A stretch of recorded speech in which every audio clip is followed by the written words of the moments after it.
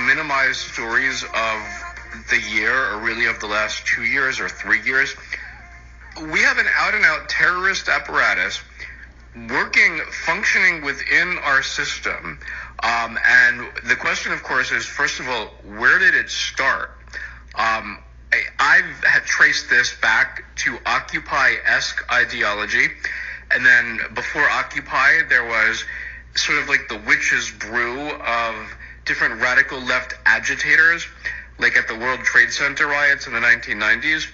And then you look at some of the very people who were training some of those organizations that spawned and even by the way, before that, we can get to the same ideology of Bill Ayers and the Weather Underground terrorist group. Antifa is sort of a coalescence of all of that. And you look at exactly who is behind it and their ideology, long tied to the radical wing of the Democrat Party. So there is something to this.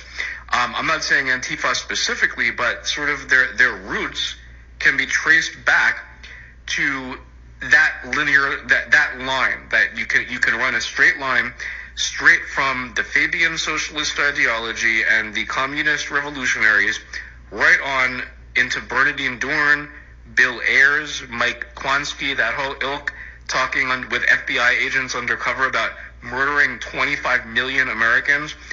And fast forward, you had the World Trade Organization-esque riots. Those individuals, and then Heather Booth and others, we talked about them. If your head is circling, it's because this really is a red army that I've been documenting for a long time, and it all interconnects. Barack Obama sort of interconnected with it as well in his political career early on. And now you have, on the streets of America, ICE agents almost being murdered. Thankfully, this didn't fully go through. By Antifa, by a man tied to Antifa, member of Antifa, just after AOC incited and the rest of the media followed along against agents who are literally doing their jobs and actually doing heroic work, in spite of the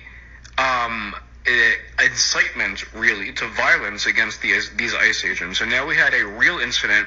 The media totally ignored it, but actually it goes even beyond that.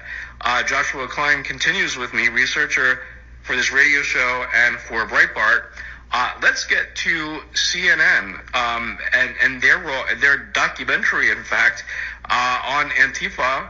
And this very individual, apparently, nobody seems to know this, his involvement, and I'm talking about the individual attacking, trying to murder ICE agents.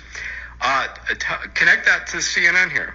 Yeah, I mean, this is beyond. I mean, this is stuff that if you've heard of organizations such as Palestinian Media Watch or something called Memory, which is Middle Eastern media research, and what they do is they just monitor clips coming out of different Arab countries for extremist content, and they translate it into English just to show you the symbiotic relationship between the media and whipping up some mass hysteria for jihadists. This is something that I never. Apparently, we might need an organization like that in America now.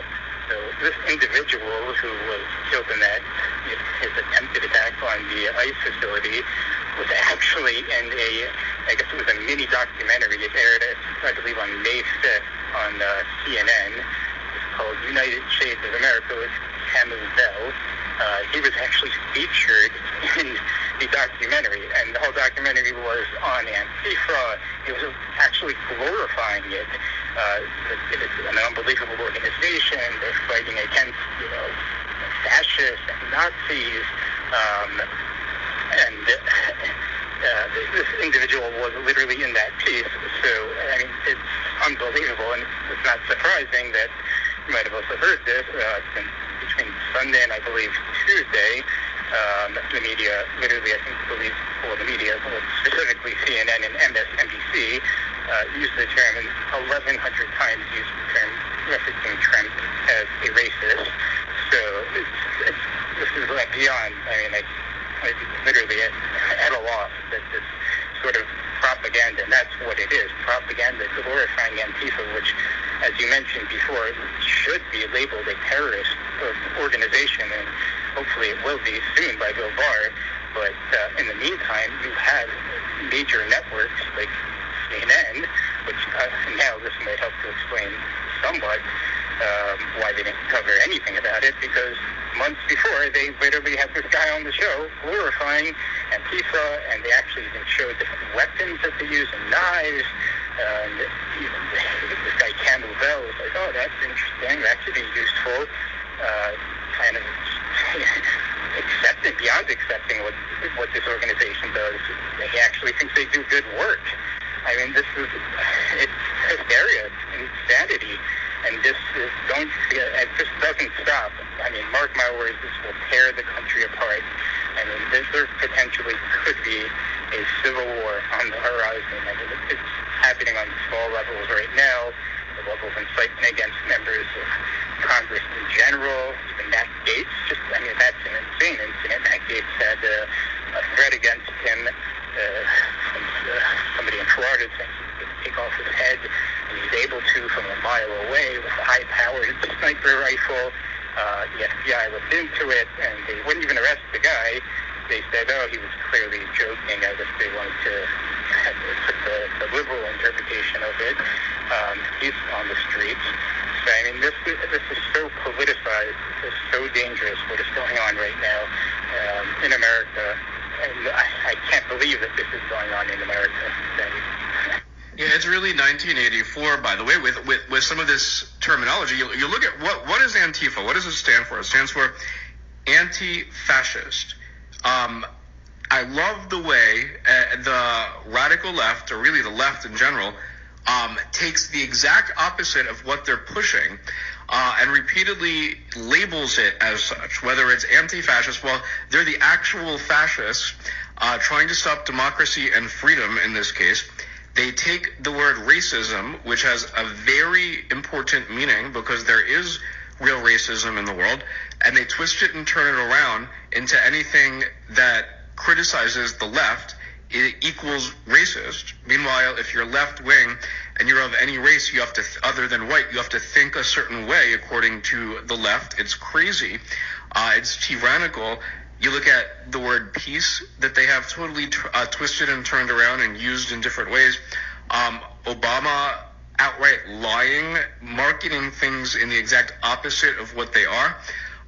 Meanwhile, this is becoming, as you just said, really, I mean, we could potentially see a civil war, who knows, inside, I don't know about civil war, but a segment of the population that becomes increasingly violent. I'm talking about like the crazy section of the population. There's a tiny segment that would actually get out into the streets like Antifa. I don't think it's most people, certainly. It's a small grouping, but a grouping that is large enough to really murder, to kill, to maim. And the media would have blood on its hands if any of this should ever come to fruition. And where is Nancy Pelosi? Why does it take Donald Trump to stand up to Alexandria Ocasio-Cortez and the ilk, Rashida Tlaib, Ayala Presley? Why does it take Donald Trump to go after Ilhan Omar and not Nancy Pelosi? Isn't it her job to do that? Yeah, and I think that's where a lot of this kind of went downhill, is when she didn't do what her job was originally with Ilhan Omar's comments in the debates about having a resolution against, the anti-Semitic remarks that she made. In the end of the day, I mean, first she tried to explain it away, that she's innocent, naive, immigrant to this country as if she just got here, literally yesterday, and she doesn't understand, the meaning of her words. So in the end, I mean, she didn't even want to put a resolution through, and then in the end, the resolution didn't mention her name. She voted for it.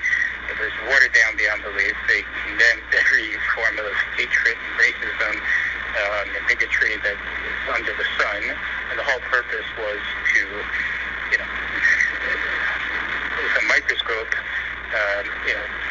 hone in on the issue of anti-Semitism specifically and her remarks. And she did not do her job. And this week, he was asked the question in the cabinet,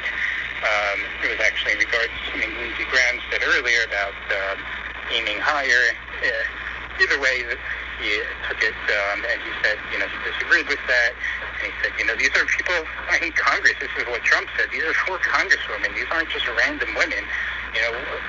What are we going to do? Wait for them to become senators? Wait for them to literally take over the country and become president, which is their plan, which is part of this master Fabian socialism plan to take over this country and destroy it and turn it into the third world countries that we hate, and that is what they want, and that is what we are going up against.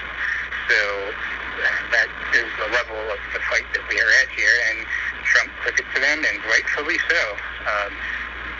In general, I definitely agree that these issues are so hot.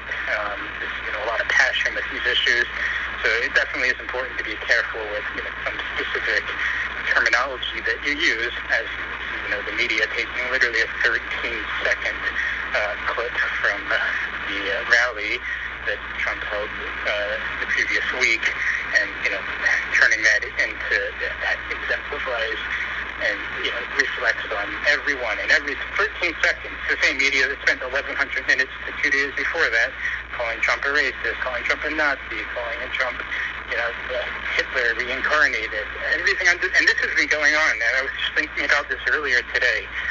I don't know if you remember, this has been going on even before day one, when they announced the transition and they announced Steve Bannon was going to be going into the White House as a strategic advisor.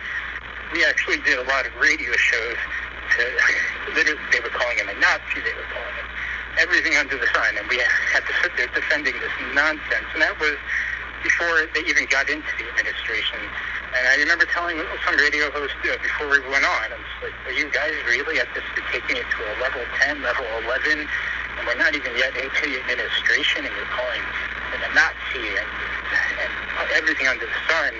And I personally take that as an insult. I told them, obviously Steve Bannon does none of that and has done incredible things for Israel, specifically with the embassy. He was instrumental in getting the embassy moved to Jerusalem. But it's insane. And I said to them, either you think I'm the term capo and I'm working for some sort of Nazi, or you think I'm, some idiot, like one of the two. I mean, either way, you're insulting me by saying that about my previous boss at the time. So, I mean, that's literally... and not just boss, Steve Bannon, and I know him very, very, very well, and so to sit there and have someone so close to me, and you knew him also, repeatedly smeared him. We know he's the exact opposite, and the people smearing him are the ones. The media has been so viciously anti-Israel all these years. Anyway, we have to take a quick break. Jeffrey Epstein, I gotta get to him. Stay tuned.